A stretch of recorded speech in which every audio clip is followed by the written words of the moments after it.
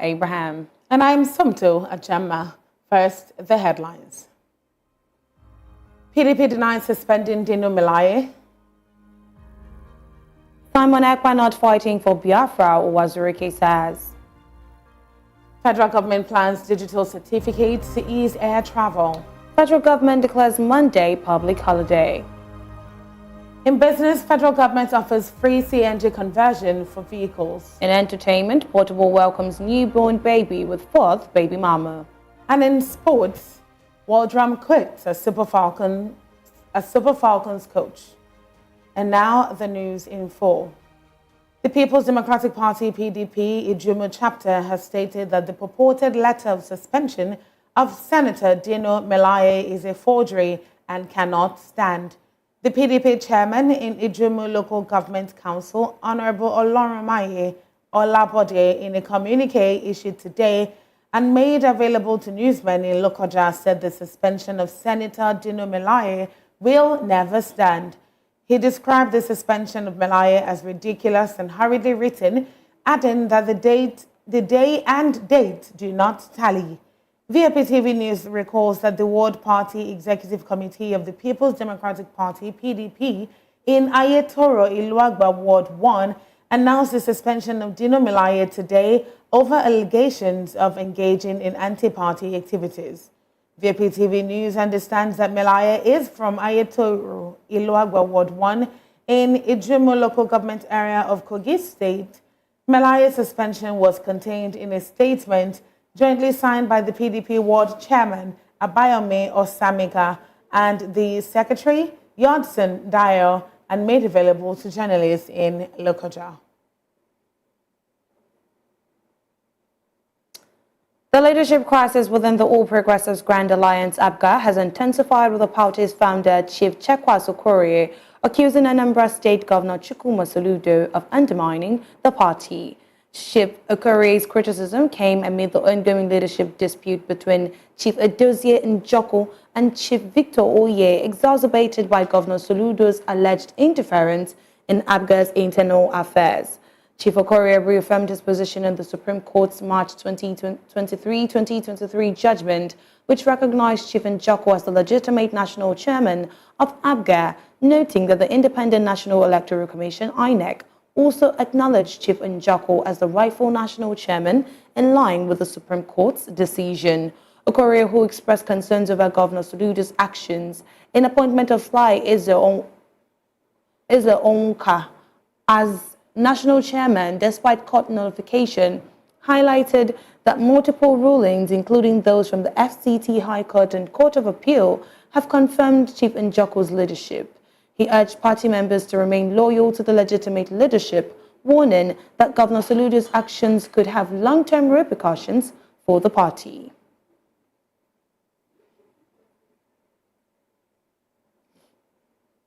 Founder of the pro-Biafra independence movement, BIM, can only be achieved through non-violence approach, which Masab and BIM has been advocating since September 13, 1999. According to him, Simon Ekpa claims to be the Prime Minister of Biafra in exile, but forgets to understand that he must start from home to be good before going out there in diaspora. On the proliferation of pro-Biafra groups, Uwazuruike assured that the groups will soon come together because the independence of Biafra is at hand. The Biafran leader assured that the new Biafran government, led by the Prime Minister Ezinne Uwazuruike David, is composed of representatives of Biafra such as Ugep, Asaba, Yenagwa, Port Harcourt, Abakaliki, and others. Following the decision by the aviation unions to embark on a peaceful protest scheduled on September 18 over the deduction of 50% of aviation agencies' internally generated revenue, IGR, Minister of Aviation and Aerospace Development Festus Keyamo scheduled a meeting with the unions. Minister of Aviation and Aerospace Development Festus Keyamo has said the ministry's attention was drawn to the notice of a planned protest by the Aviation Workers Union scheduled for September 18, 2024.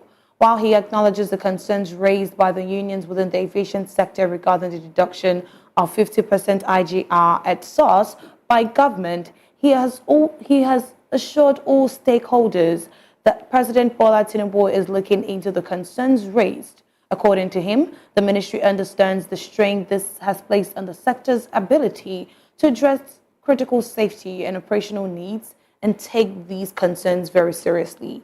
KMO noted that the ministry assures the unions and all stakeholders that the ministry and the president are fully aware of the situation and are working diligently to find a resolution, adding that the government is committed to ensuring that the aviation sector continues to operate efficiently and safely.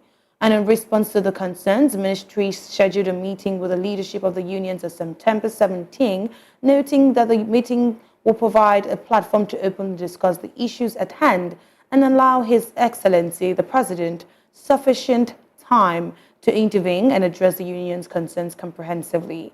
KMO appealed to the unions to reconsider their planned peaceful protest on September 18 and allow for dialogue to take place.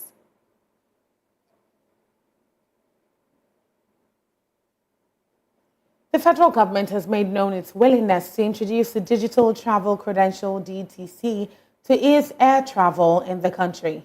Minister of Interior Dr. Olubunmi Tunji-Ojo disclosed this in Abuja at the end of a two-day capacity building training on Advanced Passenger Information API and Passenger Name Record PNR, organized by New Works and specialists from the International Air Transport Association IATA for select personnel of the Nigerian Immigration Service NIS. Noting that with the electronic gate, that's e-gate installed at the nation's international airports, it will just take 14 seconds to clear Nigerians coming back into the country. The minister added that with API and PNR also in place, Nigerian immigration personnel can handle migrants, passengers, based on objectivity rather than subjectivity. The digital travel credential, which is essentially a travel certificate in a digital format, is a digital representation of the traveler's identity and allows passengers to share required documentation with governments ahead of travel for approval, while providing governments better oversight of who is coming into their countries. Commending the efforts of NIS for coordinating the process, Kiamo said the agency has done this to put an end to the stereotype of Nigerians across the globe. He said the e-gates will be commissioned soon to go live. The World Health Organization WHO has announced the MVA-BN vaccine as the first vaccine against Mpox to be added to its pre-qualification list, following information submitted by manufacturer Bavarian Nordic AS and a review by the European Medicine Agency, the regulatory agency of record for the vaccine. The pre-qualification approval means the vaccine has met the necessary quality, safety, and efficacy standards, making it eligible for procurement and distribution in countries facing Mpox outbreaks, and is expected to facilitate timely and increased access to the product in communities with urgent needs to reduce transmission and help contain the outbreak. Announcing the development in a statement today, the WHO Director General Dr. Tedros Adhanom Ghebreyesus said the first pre-qualification of a vaccine against Mpox is an important step in the fight against the disease, current outbreaks in Africa and in future.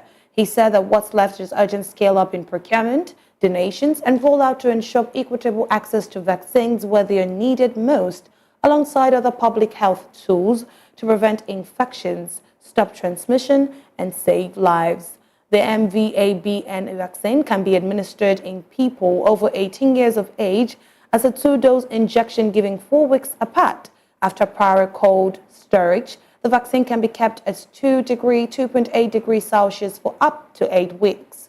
The escalating Mpox outbreak in the Democratic Republic of Congo and other countries was declared as PHEIC by the WHO Director General on August 14.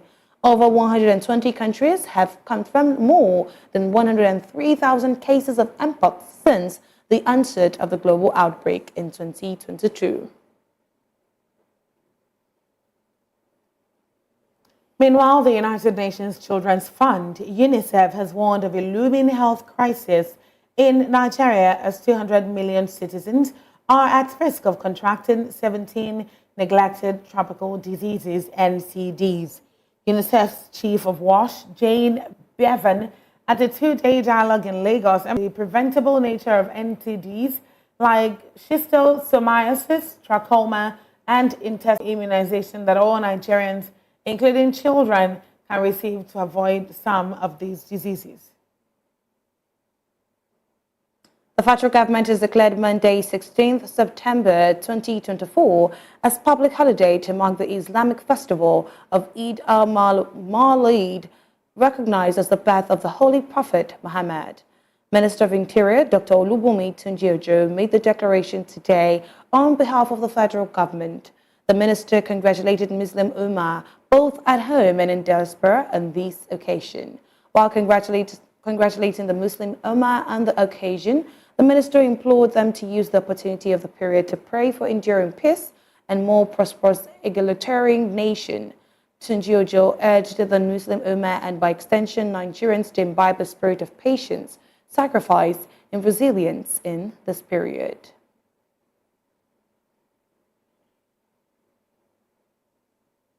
You're also watching the 9 p.m. news on Voice of the People TV. More stories after the break. Stay with us.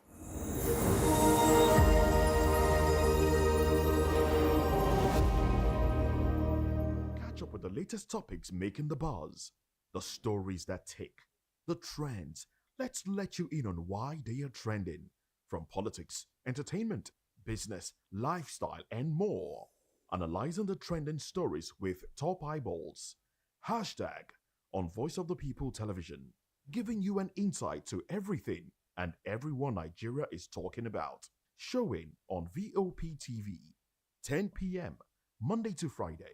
Hashtag if it's trending, we bring it on.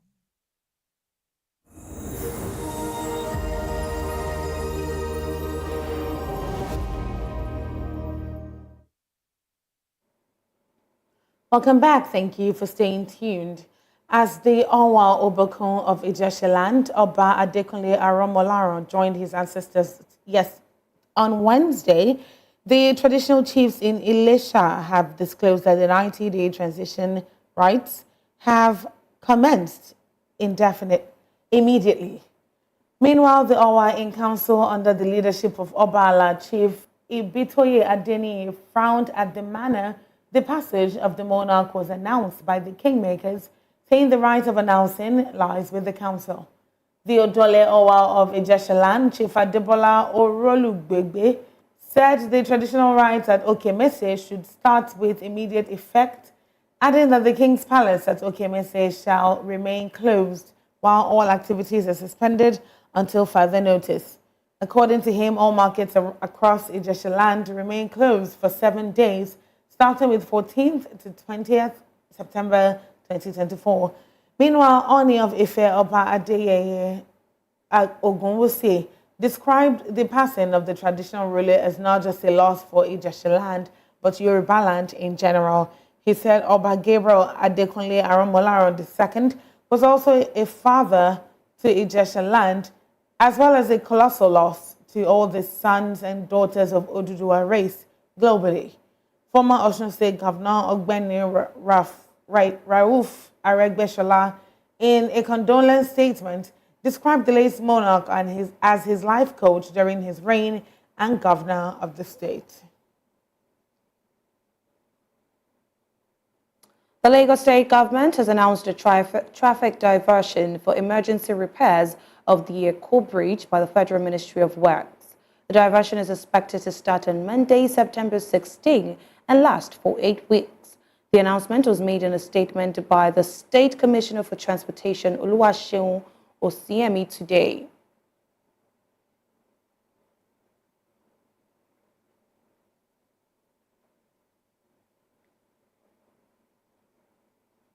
Osiemi said the repairs will be carried out in 4 phases, during which the bridge will be intermittently fully or partially closed, depending on the work schedule. The commissioner provided alternative routes for motorists to ease traffic congestions. He assured the public that Lagos State Traffic Management Authority officers will be deployed to the rehabilitation areas and along alternative routes to help minimize travel delays and inconvenience. In a tragic development, 6 people were confirmed dead when a commercial bus plunged into the Ovia River in Edo State yesterday evening. The Edo Sector Commander of the Federal Road Safety Corps, Cyril Matthew, confirmed the incident, noting that divers had been contacted to recover the missing passengers. He said the FRSC began the rescue mission yesterday and continued it today. He said the accident occurred at about 4:20 p.m. yesterday when a bus traveling from Lagos to Port Harcourt veered off the highway and plunged into the river. Troops of the Nigerian army deployed for counter-terrorism operations in Kaduna State have rescued no fewer than 13 kidnapped students. The rescued students comprised 6 male and 7 females.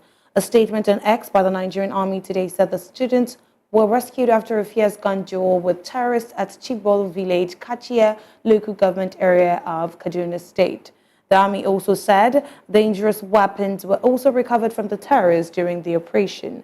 In another operation in the same local government, the Nigerian army also said troops arrested 2 terrorist logistics suppliers and recovered a sum of 1.3 million naira, among others, from the suspects.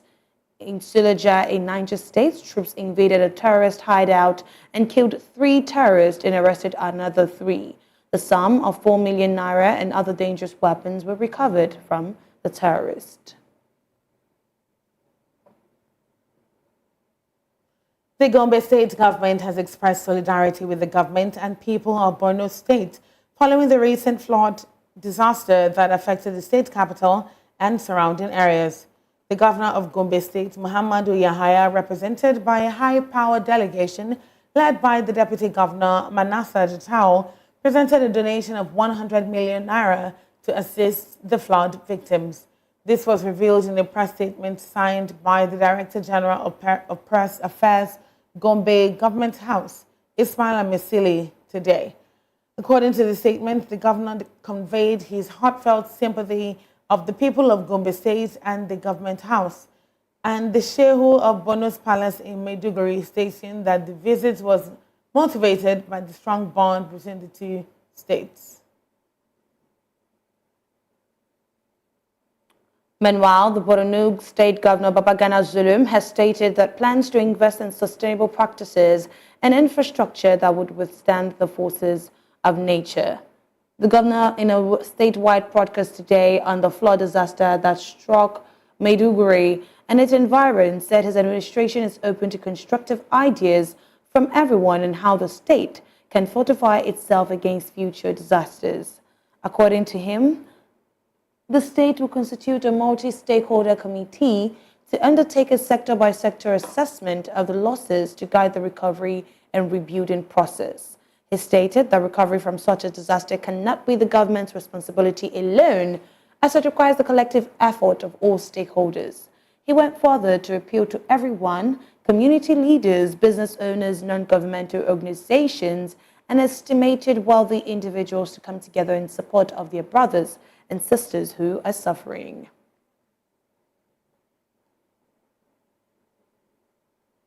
The federal government of Nigeria commenced the dredging of the Ogun River from its Lagos State end near Ikorodu today, down to Sherry as part of efforts to prevent the perennial flooding of communities along this axis in Ogun and Lagos States.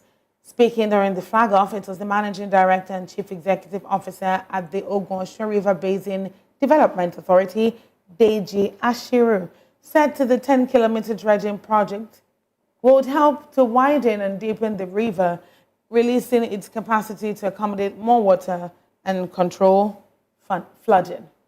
Ashiru stated that the project, which is expected to last 6 months, would also help preventing incidents of dam collapsing due to large volumes of water, as occurred in Maiduguri, Borno State on Tuesday. The MD emphasized that this intervention highlights the federal government's commitment to prioritizing the safety of lives and property across the country while working diligently to prevent flooding.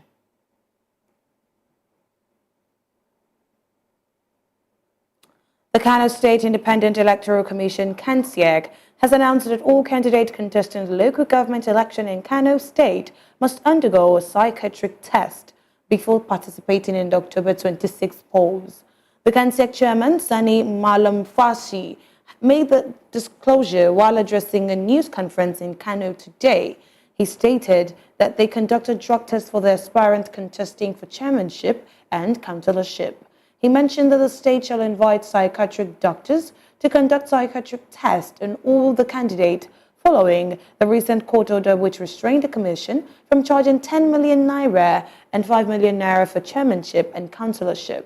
The commission had now reduced the fees to 9 million naira and 4 million naira respectively.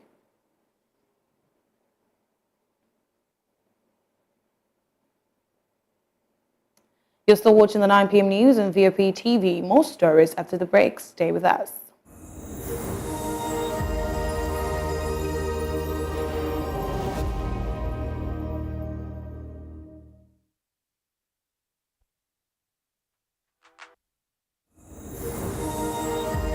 Red carpets, awards, the razzmatazz, music, fashion, interviews, and more. Spotlight on Voice of the People Television. Let's feed you with all the juicy stories in the global entertainment space, bringing you the glitz and glamour as it is hot. Stay tuned to Spotlight, 1 p.m. Monday to Friday. Spotlight on VOP TV. Entertainment like never before.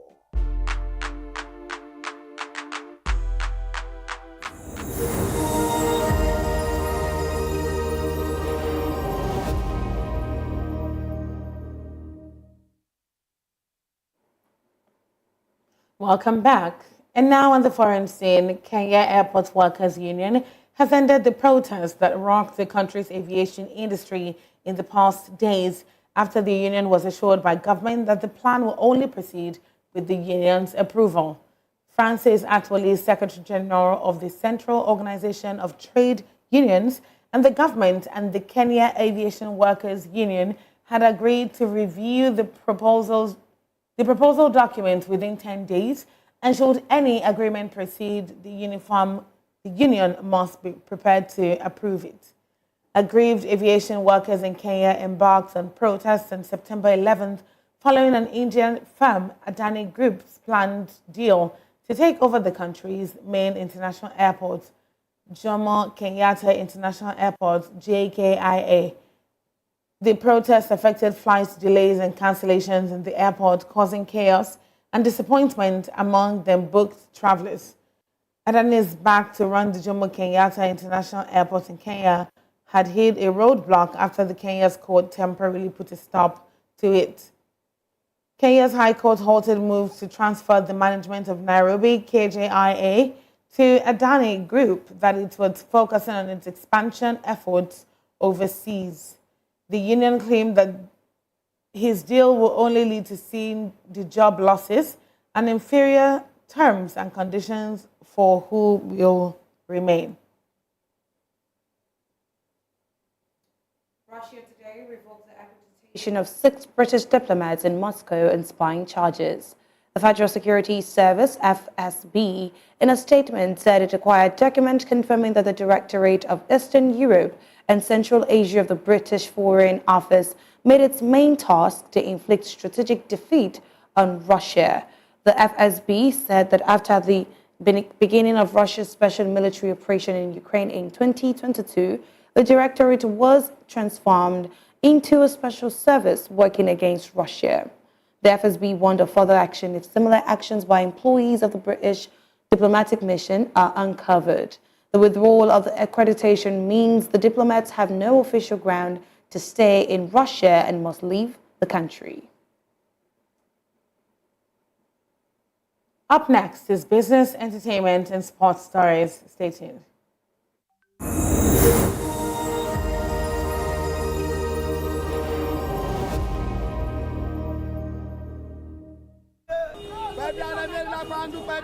Good morning. It's the start of a beautiful day. Well, start your day right with a healthy dose of news, fun, and inspiration.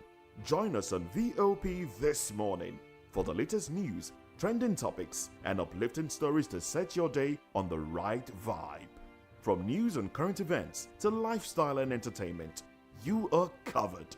Showing from 7 to 9 a.m. Monday through Friday on VOP TV. VOP TV. Now you have more than a voice.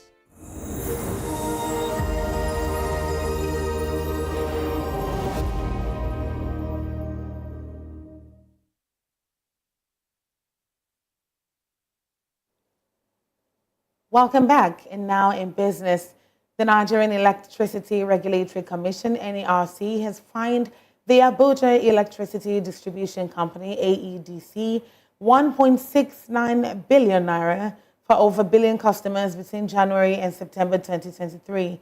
The fine, which represents 10% of the total overbilled amount, follows an investigation into AEDC's billing practices. NERC's order requires AEDC to deduct the fine from its total annual operational expenses effective September 2024. AEDC's overbilling of customers is a violation of NERC's directive on capping estimates billing for electricity consumers. The mission has also been reviewed by key indices which affect electricity tariff for AEDC, including the exchange rate and inflation rate, to revive tariff projections. Additionally, NERC has set a benchmark gas to power price and gas transportation tariff under the Petroleum Industry Act. Dangote Group has abandoned plans to build a 1,300-kilometer subsea gas pipeline due to government policies. The company had planned to process gas for local use, but was deterred by policies preventing a single player in upstream, midstream, and downstream operations. Additionally, the government's ownership of gas pipelines built by private companies discouraged Dangote Group from investing in the project. Nigeria has significant gas reserves but lacks adequate infrastructure to process and transport gas. The government aims to increase gas reserves to 600 trillion cubic feet and has secured gas deals with international companies to develop gas facilities. However, policies need to be revised to encourage private investment in the sector. The federal government is offering free compressed natural gas (CNG) conversion for vehicles at 6 locations in Lagos. The initiative, part of the Presidential Compressed Natural Gas Initiative, PCNGI, aims to promote cleaner energy and reduce fuel prices.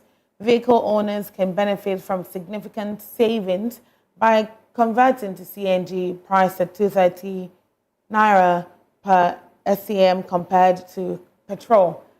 The PCNG has established a nationwide network of workshops to support the conversion process. This investigation claims to take a lot of reliance, a lot of brain work in stimulating local manufacturing and creating jobs. 12 new CNG stations have been inaugurated in Lagos and Abuja, with plans to convert 1 million commercial vehicles to CNG by 2027. Grave Nigeria PLC is set to delist from the Nigerian Exchange (NG) Acts after resolving outstanding tax liabilities and debts. The company, which has experienced a decline in stock performance, has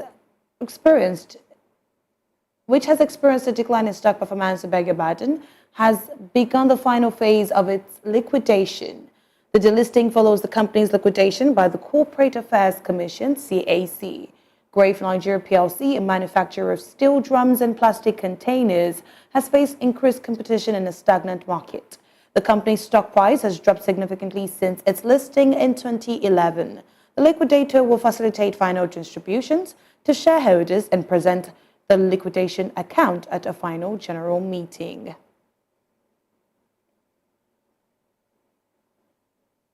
And now in entertainment, controversial artist Portable has announced the birth of his daughter with his 4th baby mama, Ashabi Simple.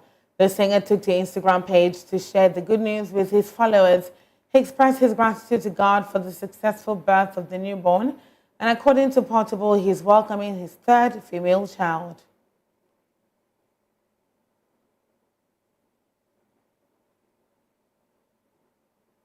Nigeria celebrity musician Chike Ezekwazu Osebuka, popularly known as Chike, has 1 year after his tragic demise recalled the togetherness he had with the late Ilerioluwa Aloba, popularly called Mohbad.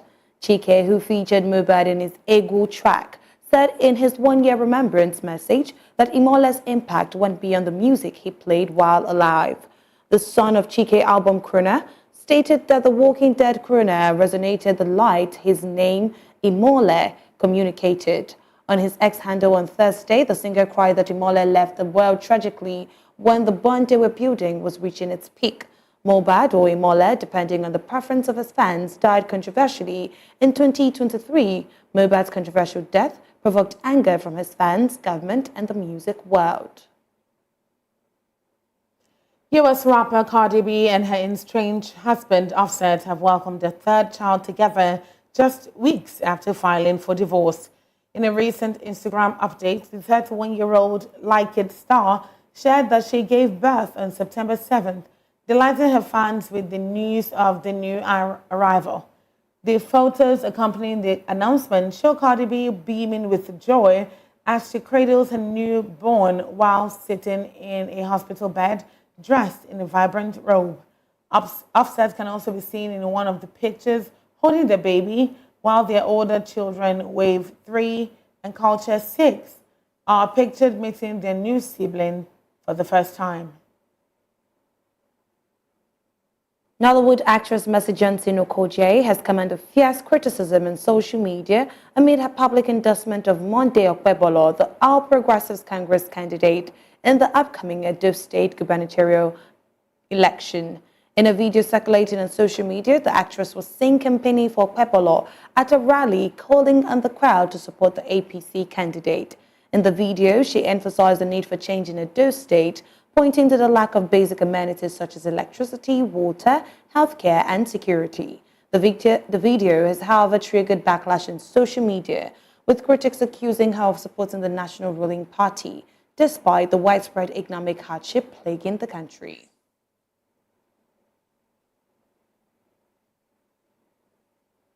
And in sports, Randy Waldrum, the coach of Nigeria's women's national team, the Super Falcons, has resigned due to family reasons. The 67-year-old American cited his wife's failing health as the primary reason for his departure.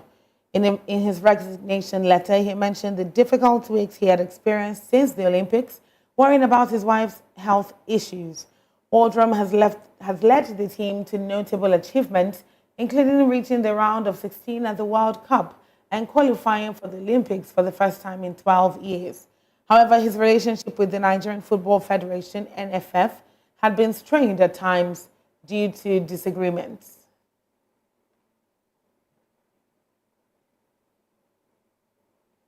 Gift Orban was spotted training with Lion in the morning today, following the collapse of his proposed transfer to Turkish club Trabzonspor. The deal reportedly fell through due to Trabzonspor's inability to meet Lion's €12 million asking price. This comes after Trabzonspor has previously pulled out of a deal for Paul Onuachu, citing Southampton's insistence on a higher transfer fee of €15 million. Orban has struggled to secure regular playing time at Lyon since joining from Gent in January and will now have to compete with Alexander Lacazette and Georges Mikotadze for first-team spot. His current contract with Lyon remains until 2028. Manchester City's Erling Haaland has been renamed the Premier League Player of the Month for August 2024 after making an impressive start to the season. The 24-year-old Norwegian striker has scored an unprecedented 7 goals in 3 appearances, including successive hat-tricks against Ipswich Town and West Ham United. Haaland's impressive form has earned him the award for the 3rd time, having previously won it in August 2022 and in 2023. He became the first player to score a hat-trick in 2 of a team's first league matches in a season since Paul Joel did so for Bradford City in 1994/1995. The public's votes were combined with those of a panel of football experts to determine the winner, and Haaland topped an 8-man shortlist. He will look to add to his 7 goals for the season when Manchester City returns to Premier League action at home to Brentford on Saturday.